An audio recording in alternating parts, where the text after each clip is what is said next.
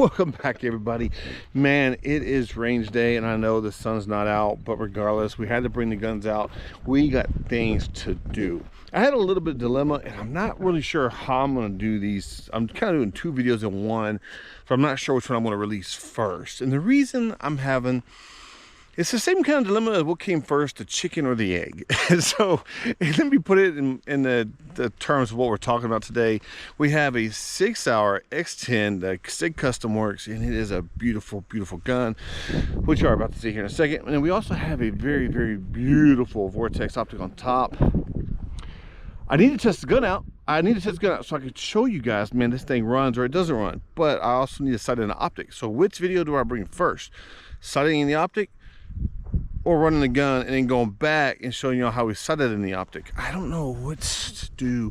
I don't know. Regardless, it's going to be a great day. It's going to be a great video. Stand by. A lot to come, but we're doing it. I love you guys. Dot, dot. Dot, dot, dot. It's range day. What? Oh my gosh. Puts a smile on my face every single time, because I'm outside enjoying life, taking advantage of the moment. All right, so this is what we have for you guys today. It is a Sig Sauer Sig Custom Works XTen. It is absolutely beautiful. It has a topography map paint job on top, and on the bottom has some mountains, a very rough texture, which it's not too terribly bad, it's not too aggressive, but man, I do love the mountains because I'm taking this thing in the mountains, and so it just fits my life perfectly. But I just randomly put a TR1 streamlight on bottom because that's what I had. I had an extra one. And then, of course, we had the Vortex Defender ST on top.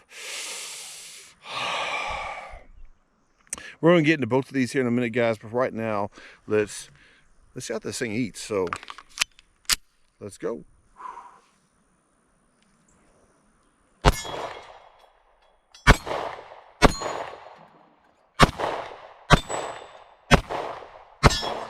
Slow down.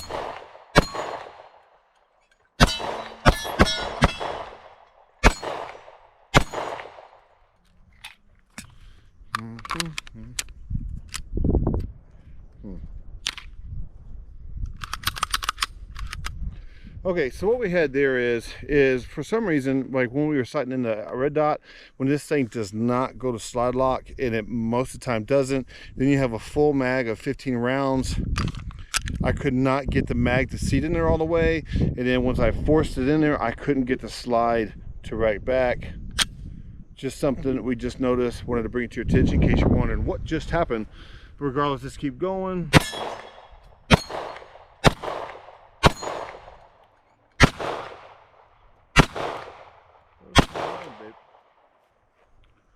What is going?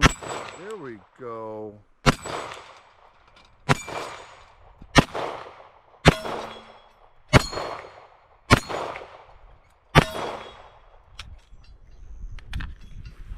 You see that little flinch, that anticipating recoil? This thing shoots really good, but it is a lot of energy in the palm of your hands. Let's load some more mags.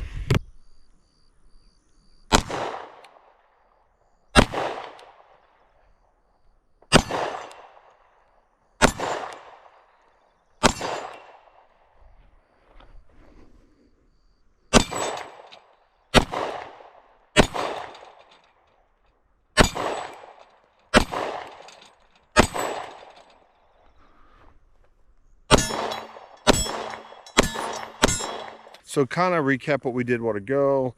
This right here is I just finished a 15 round mag. Slide did not lock back. We got a 15 round mag here. See, it didn't want to go in all the way, but you can't get it. But then you try to,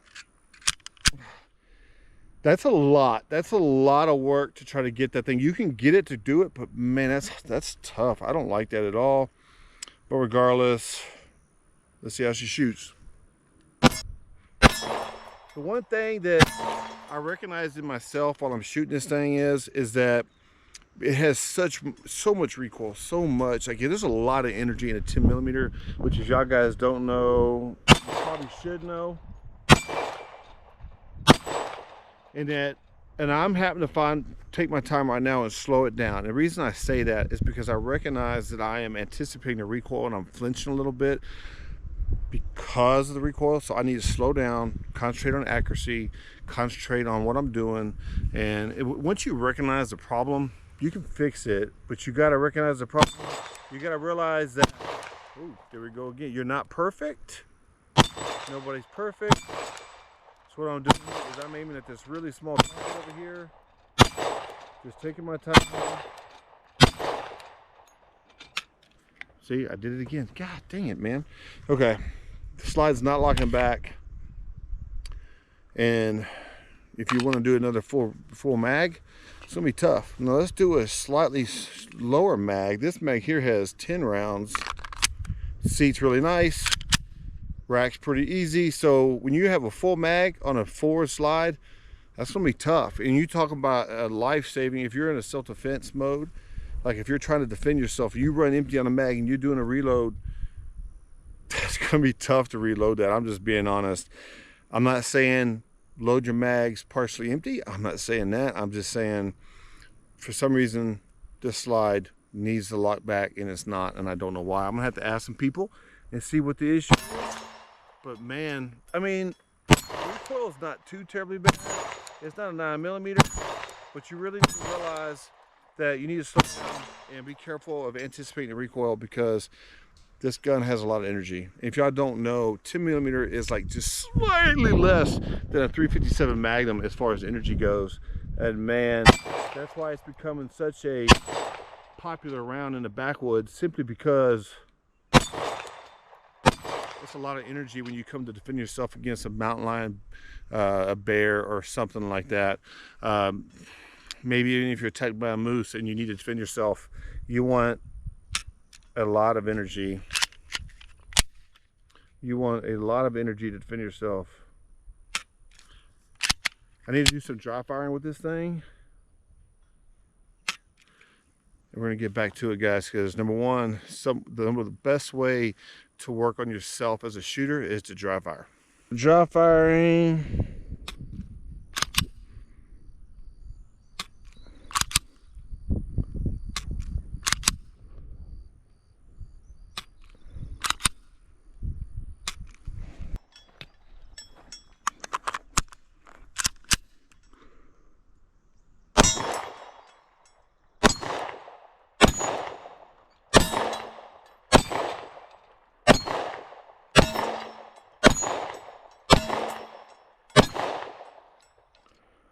See if we can get this up.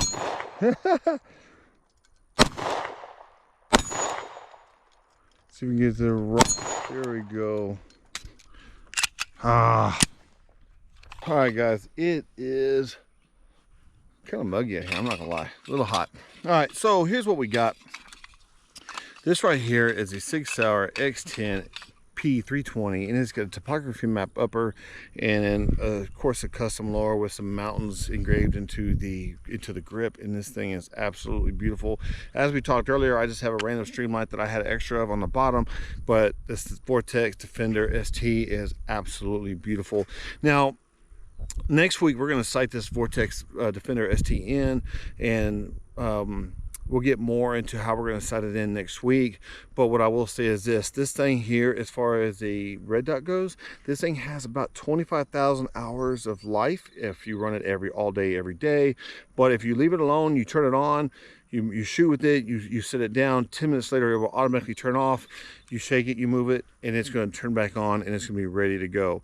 I do love this optic. It was easy to sight in, easy to change out the battery. Oh my gosh, it has a 3 MOA red dot on it, and this thing is absolutely beautiful. As you guys know, I do love my Vortex and Vortex products. That being said, let's get into the gun itself. Now, besides this thing being absolutely beautiful, it does have some flaws.